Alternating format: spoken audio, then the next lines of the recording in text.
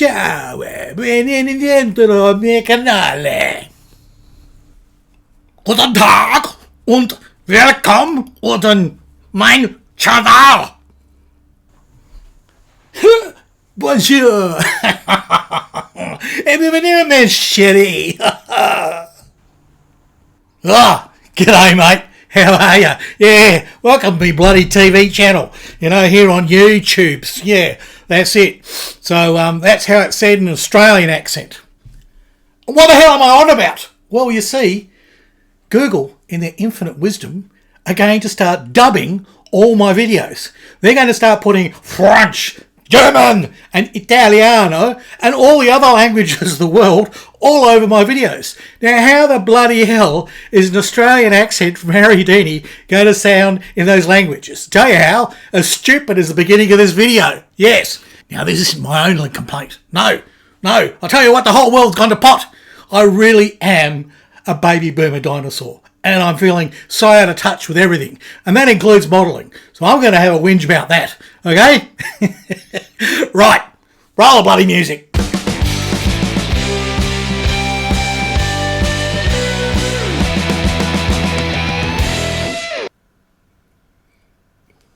Yeah.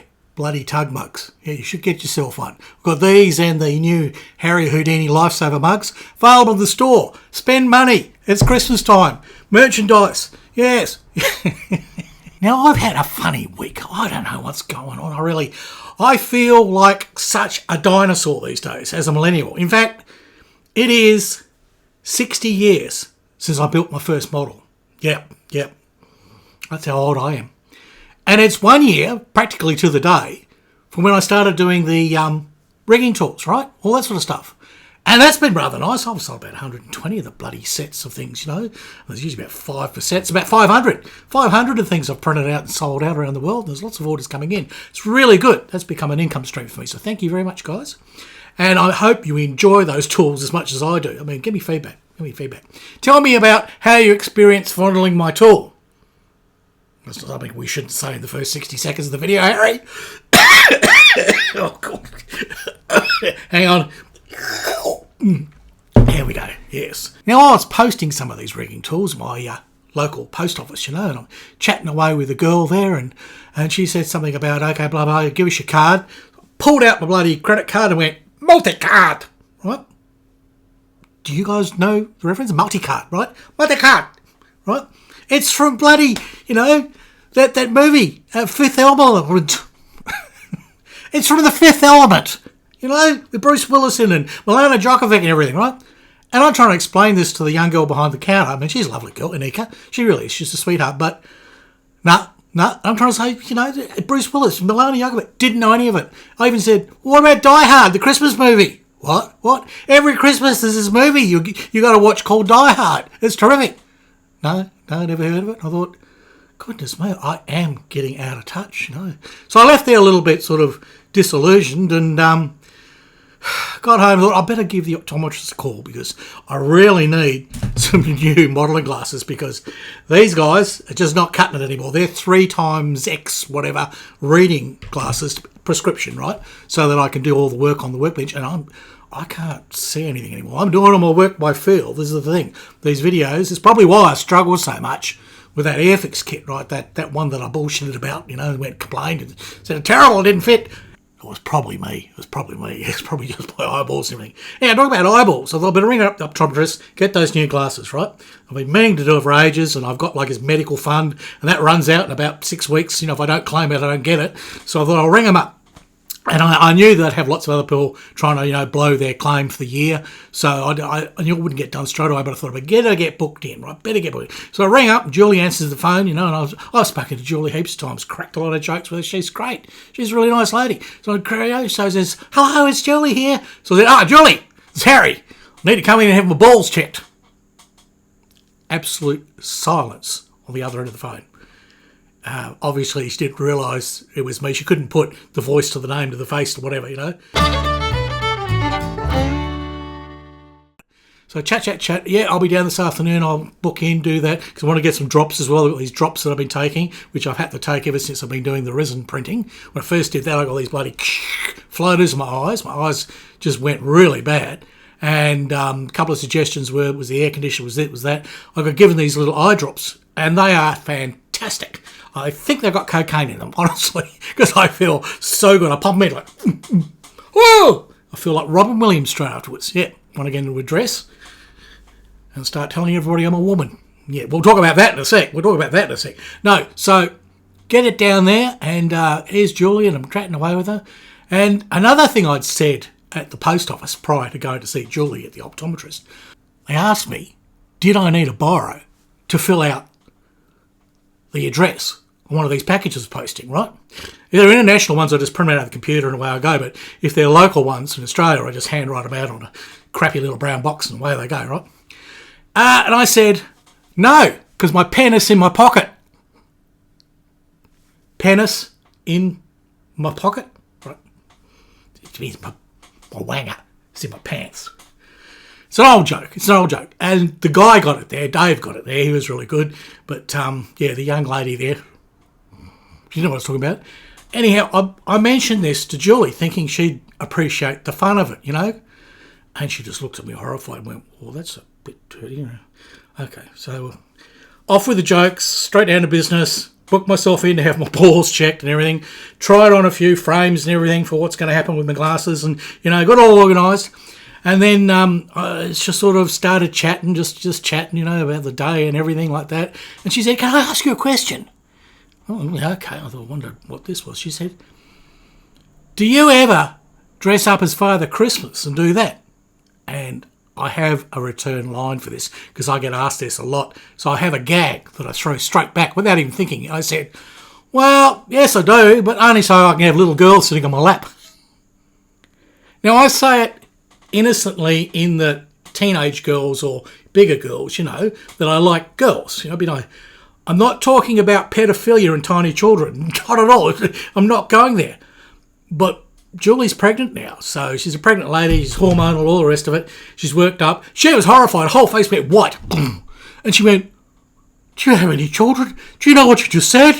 And I thought, it's just a joke. I'm not actually up. It's not really about little, what the heck? I said, yeah. You know, I've got children. And then I went into the whole thing about, you know, my daughters and all the rest of it, which I won't talk about here today. But I realised they're not getting my jokes. That things that I say and that I've said for years are so inappropriate now, apparently, right? The whole broke business is just gone berserk. And this has got into modelling as well. So let's have a chat about that. So, scale modelling. Has it gone DEI? Well, sort of. I mean, for the last few years, it's been a bit tricky on social media. If you posted a picture, say, of a Scharnhorst or, you know, German battleship and it had a swastika on the deck, which is exactly how they were. They had a big swastika painted on their deck. That was part of the insignia. Historically, that is correct, right? No. Verboten. It's nein. Yep. And people have been bloody, you know, locked out of Facebook and kicked out of other places, especially you don't want to put, and YouTube, you've got to be really careful. When I did the Schnellboat, I made sure the flags I had, but they were small, but I made sure that they were bent, right? They were sort of little flappy little flags that had swastikas on and filmed so you could tell they were there. Anybody who's a model would know there was a swastika, but it wasn't like there in your face, right? I mean, I know my friend Duck, his group, his previous group, right, because it got shut down. It got shut down because a year or so back, a scale modeller that does figure painting, right, posted an answer to a question about what is German field grey.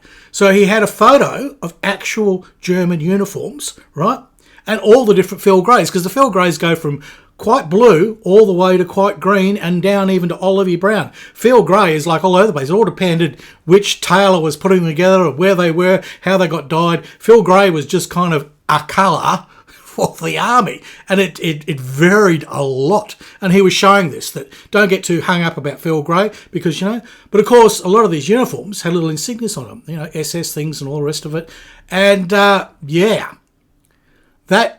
had been posted a year or so prior. And then the nanny bots went through on Facebook, found it, shut down the Ducks group. That's it. His group was just shut down overnight. It took him ages to find out what the problem was, and they told him it's that post, blah, blah, blah, that breaches our community standards.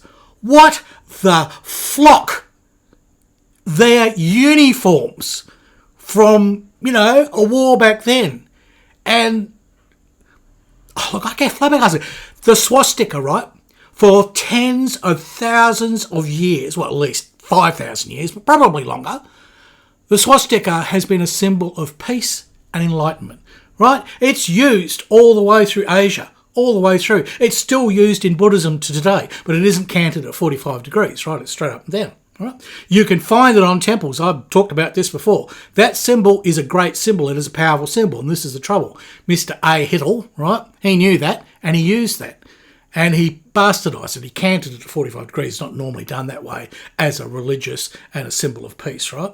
So that's the thing. And we should be allowed to have it the right way and the proportions that it used to be, because it is an absolutely ancient sacred symbol. Thousands of years it got used, no problem. 5 years over a war period, one short little guy with a funny mustache tilts it on its side and goes, there you go, that'll be it for the nasty party, right? And now we can't use it. The salute, I won't even do it here, because, if you try and do the what's-the-name salute, that wasn't it, that's just a normal salute, ta-da! Which is that's a Knights thing, that's a Knights visor thing, that's what that one is. Yeah, you know that? You know the history of that, what the salute's all about?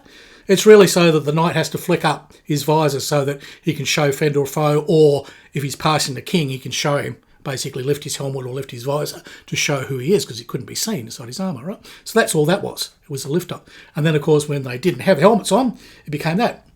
And the other one, right, the one from, that we can't do, because it's, the one that, that's sort of forgotten, that goes back to Roman and even probably prior to that, as a military salute. Again, thousands of years, or at least hundreds of years in the case of Roman Empire, it was good. And this group in World War II, this one particular party used it for a period of 5 years or so, right, maybe 10, a decade, and now we're not allowed to do that. We can't do that. I know the neo-nasties, right, they use it as a symbol of hate, and okay. And that's the trouble. These things all get mixed up and messed up. It's just going broke. It's totally going. Now, I've got no problem with diversity. I've got no problem with everyone having a fair go, right? Fair go of colour, fair go of race, fair go of whatever, of gender and everything. Not a problem at all. I mean, let's all have a fair go. But let's put the right person in the right job for the right thing. I'd like to talk about that because I think that's important. I don't think there should be a quota system, and especially when it comes to scale modelling, the subjects we're going to do, and the people who are basically going to be building and designing our kits. We don't want a quota system that's DEI. We want the right person for the job.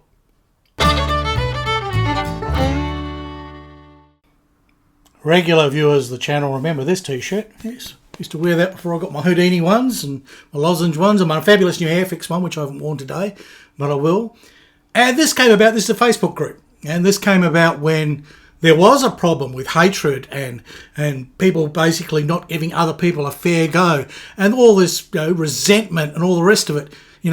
Build Tamiya, buy Tamiya, weather it this way, do it that way. You must do what we tell you to do in the modelling community. No, fuck off. No, it's a model. It's a hobby. We just want to relax and have fun and build some plastic. I don't want someone telling me, oh, you haven't got enough thingy-bobs on your whatchamacallit, and oh, that's terrible. Oh, goodness me, you've painted that the wrong shade of baby blue poop. That's how they were carrying on. It was just this group. There was a group called Critique, the Critique group. And there were a bunch of rivet-counting assholes. And that's why I came up with this, which is FOCA, which of course is aeroplanes, but you know what we're really trying to say, the rivet counters. Then I had enough of them. I'd had a gutful. So I set up this group thinking, will other people come along and say, look, we're sick and tired of being shouted down and told what to do. What we want is a space where we can just enjoy the hobby, right? We can be whoever we wanted to be. And, it didn't matter who you were, what you did, what race you were, what part of the world you were. It didn't matter the subjects you built. It didn't at all. If you were basically doing the hobby because you enjoyed it and you shared your love with us, that was it. And it's been great. And we've kept all those foundation members pretty well. At least 90% of them are still there after, I don't know, it's been about 7 years or something. 7 or 8 years, something like that. Quite a few, more than 2. And that's the thing, because Fock of the Rivet Counters basically said, we just want to enjoy the hobby without the bullshit, okay? We don't want anyone. We do encourage, if you want some help and you say, look, guys, I'm struggling with this. Can you tell me how to do this? Or how many widgets should be on this wombat? That's different. In fact, we define a rivet counter in that they give unsolicited advice and they try and drag you down. We don't do that. You can have solicited advice. You can ask for, hey, I need help with this. What do you think?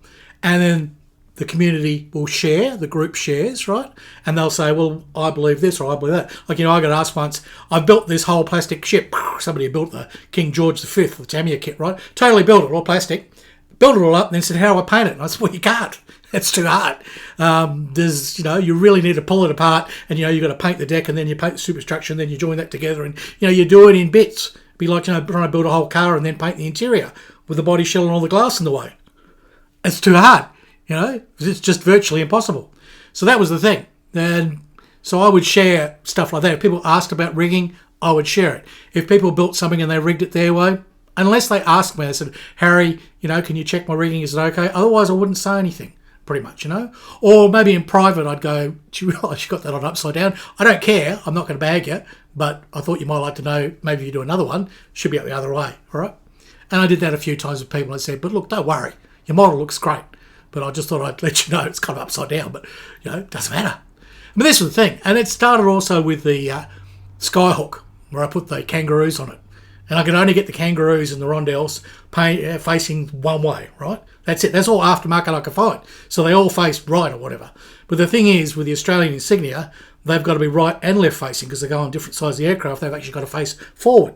But I didn't have that, so I built it with what I had. And, I knew it was wrong. Oh my goodness me, I was to some Australian groups and they just shut me down and go ahead. And then a guy who flew Skyhawks, right? He was in the Australian Navy and he flew the Skyhawks.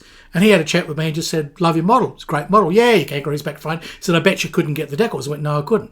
He said, what all these other idiots aren't picking is, that's a 4. And we flew 8s, right? Something like that. I think that's what it was. An A4, and actually Australian Navy had A8s. And that was probably more of a thing to bitch about. That would have been like, Harry, you've built a 4 and put insignia on it's wrong. But I had to come back for that. I would say, well, McDonnell Douglas gave us a 4 with insignia on as a demo. And mine is the demo, the test craft they sent to us for evaluation. And yes, the Americans got the decals wrong, not Harry Houdini. A lot of social media allows echo chambers and cesspools to build where absolute drongos get together and then they all reinforce their own bullshit by smelling each other's farts, right? And it's just absolutely absurd. And I don't participate in a lot of groups at all anymore. There's probably only a couple of ship groups that I sort of go to and they're nice enough guys and they're building the ships and I share a bit of my ship stuff, some of my tools that I've made occasionally and when I do my ship builds. But basically, I just fuck with rivet counters and what I do on YouTube, and that's about my social media. Because, I'm sick of all that bullshit. Sick of all the DEI. Sick of everything being broke. And it's not necessary. And also, I'm not of the time. I am a dinosaur. I am inappropriate. I say the worst things. But they're well-meaning. I'm not nasty about it. Really, I'm not, being horrible and nasty and trying to take anyone down. I'm cracking jokes about things that I have for 50 years. And yeah, now a lot of people go, oh, you can't say that, you can't say that. Oh, no, we're not allowed to say that. Well, fuck yeah, I'll say it anyway. All right, that's been my whinge. My weekly talk fest. Very inappropriately named video because I don't really do them every week. Just do them every now and then. I just like the acronym, WTF. Which is really what these videos are about. Anyhow, if you got to here and you're still watching, buttons, smash those buttons. I think that's what the kids say. Smash those buttons. Yeah, there's something like lick and rub and fornicate. Yeah, push them. And if you really can, buy me a curry. right? I love my curries, and I've got a thing there which is just basically a donation page, and we call them curries. You just buy so many curries, donations. It really helps me out. Or you can join Patreon or YouTube members. There's all kinds of stuff you can do. You can put a check in the mail. No, don't do that. Oh, God. We can't take checks to the bank anymore. Somebody sent me cash. One guy sent me American cash for one of his bloody tools, right? And it sat here for ages. I went to my bank and they said, we don't handle exchange anymore. And I had to travel like 50 bloody miles away to this place. Luckily, I knew someone that worked down where the exchange was, the only exchange that exchanged American dollars to Australian pesos, and they took it. So it was about 2 months before I got paid, because they paid in cash. We don't have cash anymore in Australia. No, everything is multi-card. All right, on that note, it's goodbye from Australia, and it's hooroo from Harry Houdini.